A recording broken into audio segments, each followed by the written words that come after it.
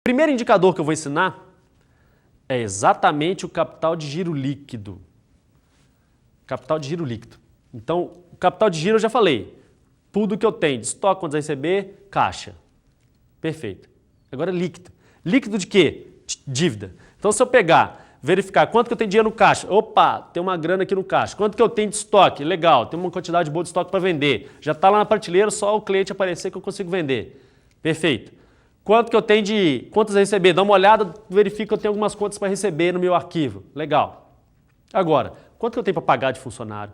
Quanto que eu tenho para pagar de fornecedor? Quanto que eu tenho para pagar de tributos e demais? Se a quantidade de recursos que eu tenho não for suficiente para saldar todas as minhas dívidas, eu vou ter um problema de capital de giro líquido. Então, o capital de giro líquido, repara para você ver, é a diferença que eu tenho, ativo circulante, menos o passivo circulante. Se ele é positivo, bom demais. Significa que a sua empresa tem mais recurso do que dívida. Se ele for negativo, preste atenção, luzinha vermelha. Observa a sua empresa. Repare que o passivo circulante dela está muito alto. Então, alguma coisa está acontecendo. Você está pagando demais fornecedor. Você está pagando demais salário. E não está conseguindo transformar em dinheiro. Então, o capital de giro líquido, ele tem que ser positivo. Se ele é negativo, a empresa não está bem. Primeiro indicador que eu ensinei para vocês. Agora, e daí? E daí?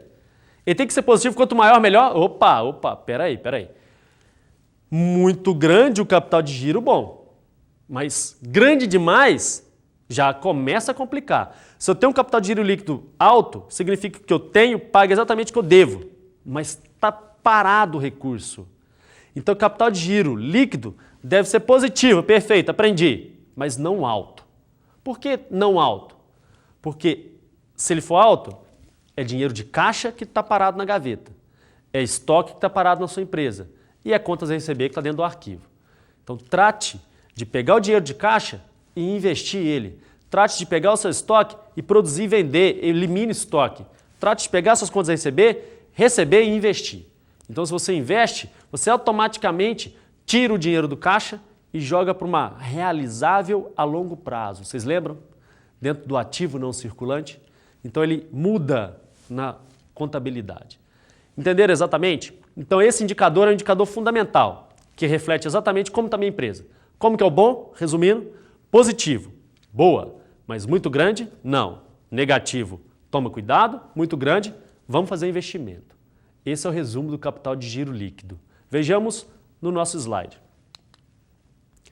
Esse capital de giro, então, reflete exatamente a diferença entre o ativo circulante e o passivo circulante. Reparou? Então, quanto maior o ativo circulante, menor as minhas dívidas, mais sobra esse recurso. Aquele recurso, como eu disse, não pode ser grande. O que é o ideal? Que eu pegue, eu observe por que está tendo muito, seja ele caixa, estoque, conta a receber, e converta ele em dinheiro e faça investimento. Esse é o ideal. Então, a sua empresa está boa, está legal. Quanto maior o capital de giro, boa, folga financeira, perfeito. Mas você está deixando de ganhar mais dinheiro, deixando de investir. Vejamos no nosso slide. Esse é um exemplo cujo capital de giro líquido é zero. Zero? Como assim um capital de giro líquido zero? O que eu tenho exatamente paga exatamente o que eu devo. Então, se eu tenho 60 bilhões de ativos circulantes, seja ele em caixa, contas a receber, estoque, e eu tenho 60 bilhões de dívida. Então, 60 menos 60, nada. Isso é uma gestão perfeita. Dá para ser desse jeito? Impossível. Então, uma gestão perfeita é aquela que sobrou o dinheiro que eu tenho no caixa, R$100, é exatamente o que eu pago a minha conta de luz no final do mês. Putz, zerou. Então, meu caixa está zerado. O resultado que vier agora é meu, que eu vou investir na minha empresa. Então, o dinheirinho que está no caixa, o último centavo que eu peguei vai direto para pagar uma conta. Esse é o ideal. Mas é isso que acontece? Não, é o que acontece com as organizações. Então, olha só o nosso slide. Como que eu trabalho para que eu consiga ter esse equilíbrio bom? Então, existe o que a gente chama de ciclo operacional econômico e financeiro. O que significa aquele ciclo? Você lembra daquele meu desenho que eu tinha dinheiro virando estoque, virando produto, virando recebível, virando dinheiro? Então, esse ciclo demora. Então, repara para você ver. Estoque é o momento em que eu ligo para o meu fornecedor e compro uma matéria-prima. Então o fornecedor traz a matéria-prima, entrou na minha empresa, pum, começa a cronometrar quantos dias aquela minha matéria-prima fica na empresa. Então fica parado. De repente, vai um funcionário, pega aquela matéria-prima, joga para o processo produtivo, começa a cronometrar quantos dias aquela matéria-prima está no processo produtivo, fabricando. Terminou a fabricação, pega o produto pronto, coloca na prateleira, começa a cronometrar quantos dias aquele produto vai estar na prateleira. Aí ficou na prateleira, vendeu. Acabou não. Começa a cronometrar agora quantos dias até eu receber aquele produto. Então, repara, desde aquele momento em que entrou uma matéria-prima na minha empresa, até o momento em que eu recebi pelo produto pronto, que essa linha vermelha, é chamado de ciclo operacional. Então ele é um ciclo muito importante na sua gestão. O gestor deve mensurar com detalhes cada prazo desse. Prazo médio de estoque, prazo médio de fabricação, prazo médio de estoque e prazo médio de recebimento. Então esses prazos são muito bem calculados e ponderados para que vocês consigam ter esse controle efetivo da organização. Mas espera aí, ciclo operacional, ciclo econômico e financeiro, faltam dois. Mas qual que é a diferença? Ciclo financeiro, entrou o produto na minha empresa, matéria-prima. Você pagou por ela? Não. O fornecedor me deu 30 dias. Ah, o fornecedor te deu 30 dias? Perfeito. Então começa a cronometrar. Pum, aí eu paguei 30 dias depois, até o momento que eu recebi o dinheiro, aí eu tenho o meu ciclo financeiro. Então o ciclo financeiro é exatamente o momento em que saiu o dinheiro do meu caixa, entrou o dinheiro no meu caixa. Esse prazo é o ciclo financeiro. Operacional, tudo. E o econômico? Econômico é o terceiro ciclo. Não muito importante para uma gestão financeira, mas é o terceiro ciclo. É o momento em que entra o produto, sai o produto. Repara para você ver, entrou a matéria-prima, matéria-prima, pegou, começou a fabricar, fabricou, foi para o estoque, está lá na prateleira para vender, vendeu. Então, esse momento em que entrou, foi cronometrando até que ficou na prateleira e vendeu, é o ciclo econômico. Perfeito? Deu para entender a diferença entre os três? Vejamos no slide, com detalhes, esses três ciclos. Prazos refere-se exatamente ao tempo em que a empresa controla os seus recursos. Então, uma empresa comprou matéria-prima, entrou lá, cronometrei, 10 dias depois, joguei aquela matéria-prima para o processo de fabricação, eu tenho um prazo. Esse prazo é aquele prazo que ficou a minha matéria-prima no meu estoque. Então, esse prazo médio de estocagem de matéria-prima. Peguei a matéria-prima, joguei no processo de fabricação, começa a cronometrar. Começou a fabricar, transformar ele no produto pronto. Prazo de fabricação. Segundo prazo. Terminou de fabricar, está o produto pronto, coloco na prateleira. O produto vai ficar na prateleira 1, 2, 3, 4, 5 dias até vender. Não é tão imediato. Ah, quanto tempo ele fica lá? Prazo médio de estoque de produtos acabados. E aí? Vendi. Saiu da prateleira. Acabou? Não. O cliente levou o produto e deixou um papel. Esse papel é um recebível. Então esse recebível significa que vai transformar em dinheiro daqui 30 dias. 30, 60, 90, aí varia de empresa para empresa. Então esse tempo é o prazo médio de recebimento. Então olha só, é o quanto tempo que eu demoro para receber o recurso. Como que eu faço isso? O ideal é a empresa mensurar, dada a atividade dela, todos esses prazos. Vamos dar um exemplo, uma fábrica de sapato. Tem todos esses prazos, desde a matéria-prima, o couro, a borracha, processo de fabricação, corta o couro, corta a borracha, vai transformando, costurou, o sapato está pronto. Colocou na prateleira, liguei para o consumidor, pode ser um atacadista, um varejista, entreguei o sapato, saiu o sapato da minha empresa. Contei esse tempo. Ciclo econômico. Só que esse atacadista ou varejista deixou 30 dias para pagar. Legal, daqui 30 dias eu pago. Depois de 30 dias, recebi o produto. Ciclo operacional. Então esses dois ciclos são importantes. O mais importante deles, ciclo financeiro. Apesar, é claro, é uma disciplina de finanças. Então, o ciclo financeiro, no momento em que sai dinheiro, entra dinheiro. Para eu comprar o couro, a linha, a borracha, o fornecedor dessas matérias-primas me deram um prazo de 30, 60, 90. Então eu demoro para pagar ele, mas também demoro a receber. Então quanto tempo que eu demoro para pagar e receber? Esse tempo, ciclo financeiro. É importante você mensurar com detalhes. Uma vez mensurando eles, aí você consegue gerir o seu negócio. Você consegue descobrir se o seu negócio, por que está demorando a entrar dinheiro? Meu funcionário eu preciso pagar, abre a gaveta, não tem dinheiro. Poxa, por quê? Porque o seu ciclo está muito longo. Desde o momento em que entra a matéria-prima até o momento que eu recebo, tem funcionário, tem máquina, tem energia elétrica, tem fornecedor, tem muito dinheiro para pagar nesse momento.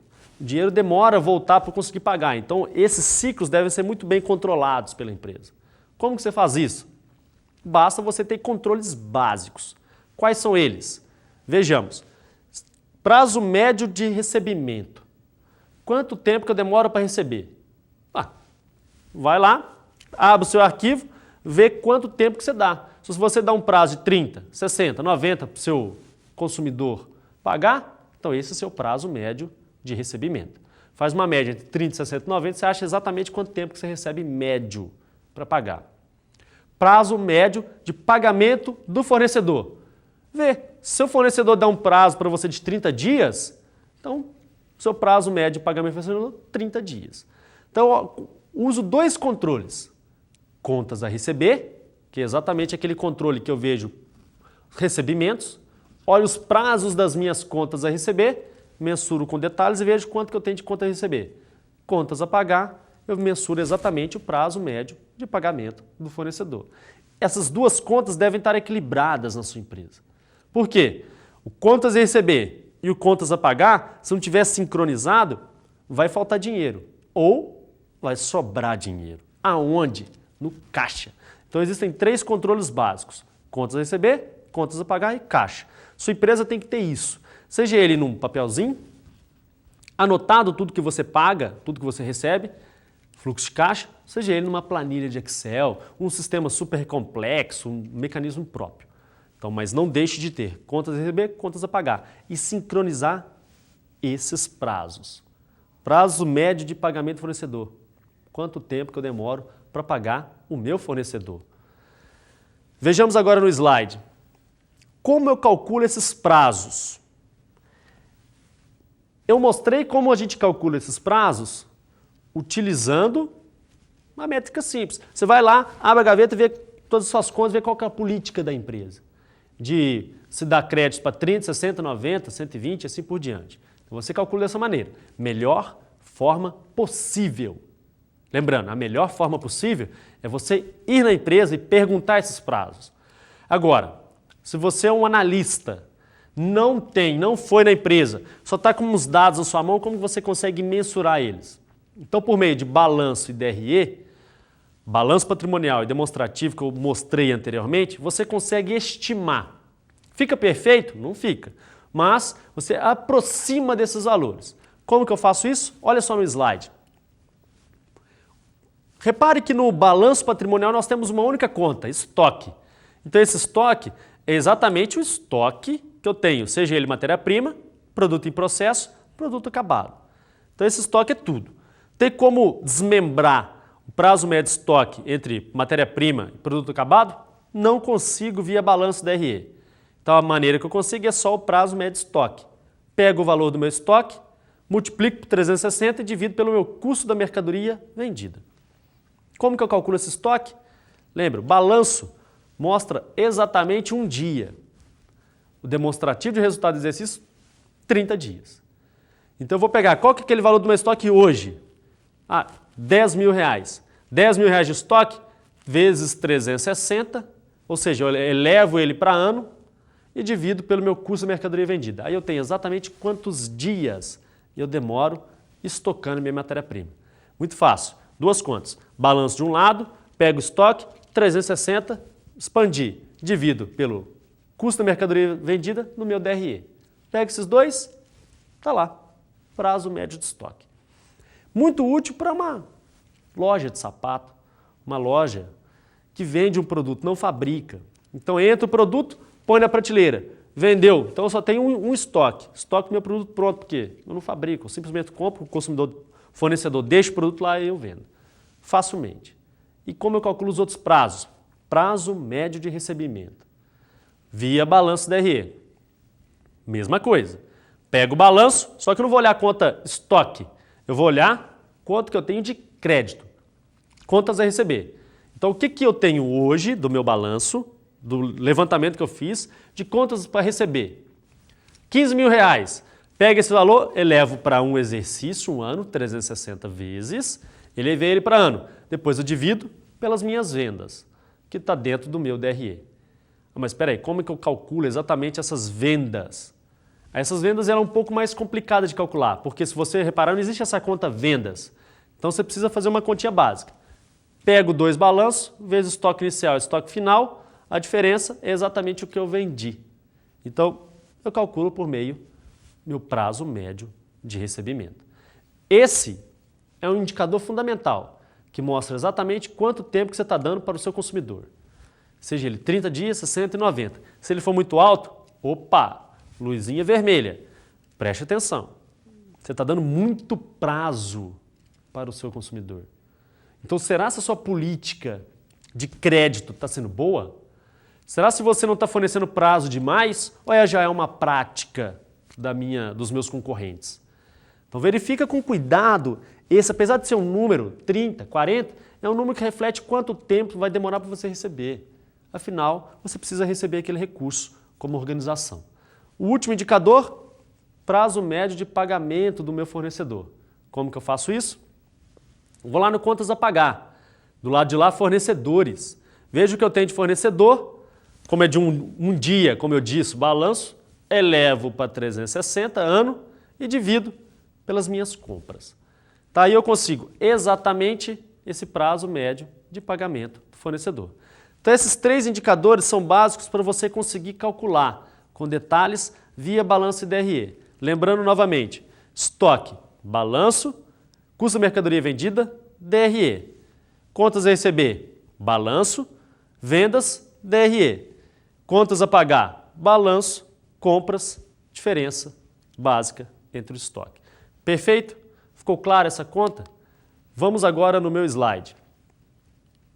Aqui então eu tenho um exemplo desse ciclo financeiro, desde a compra da matéria-prima até o recebimento das vendas.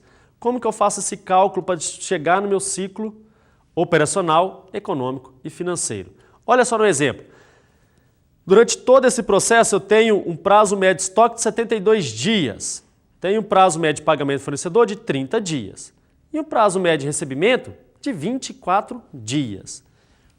Então, o meu produto, vamos imaginar comigo. Suponhamos que esse exemplo seja uma venda de um produto qualquer, uma loja. Então, eu tenho 72 dias que meu produto fica na prateleira. Seja de uma farmácia, recebi e está lá na prateleira, fica 72 dias parado lá. Começa a contar. Perfeito. Só que aquele produto eu vou pagar depois que ele entrou 30 dias. E se eu vender? 24 dias para receber. Então eu tenho 30 dias para pagar o fornecedor, 72 dias o produto fica parado na prateleira e 24 dias para receber. Qual que é o meu ciclo financeiro? Se eu tenho 72 mais o 24 dias, tempo inteiro que o produto fica parado na prateleira, mais o tempo que eu demoro para receber, eu tenho todo o meu ciclo operacional. Então o produto está lá, 72 dias parado, vendi, legal, só que aí eu vou demorar 24 dias para receber. 24 dias depois, recebi, opa! Então esses dias todos, ciclo operacional. E o financeiro que me interessa? O produto está parado lá, só que 30 dias depois eu pago o fornecedor. Então sai o dinheiro do caixa. Aí começa a cronometrar até o momento que eu recebo esse dinheiro de novo. Então eu tenho 66 dias. Ciclo financeiro, que nada mais é do que o meu ciclo operacional total, 72 mais o 24, menos o meu pagamento fornecedor. 30 dias. 66 dias é exatamente o tempo que sai dinheiro do caixa, vai demorar para entrar dinheiro. Então, esses 66 dias, eu tenho que arrumar recurso em algum lugar. Se me faltar dinheiro, eu tenho que buscar nas minhas fontes. Então, Então tem 66 dias para arrumar recurso para pagar funcionário, fornecedor e demais. Então esse é um período complicadíssimo, que a empresa merece cuidado. Aprender um pouco, balanço, DRE, ciclos econômico, financeiro, capital de giro líquido, capital de giro, ok? Então vamos fazer atividade 1, que demonstra exatamente a prática do cálculo desses indicadores que eu mostrei para vocês. Vamos para a atividade.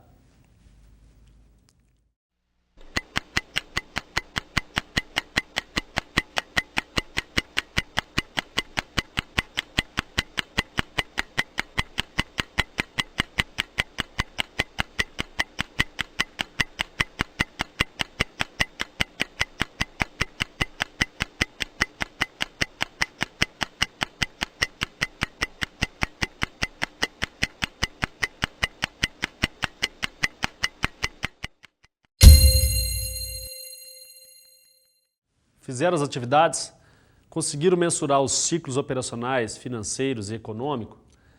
Foi possível descobrir o capital de giro líquido da empresa que você trabalhou? Perfeitamente.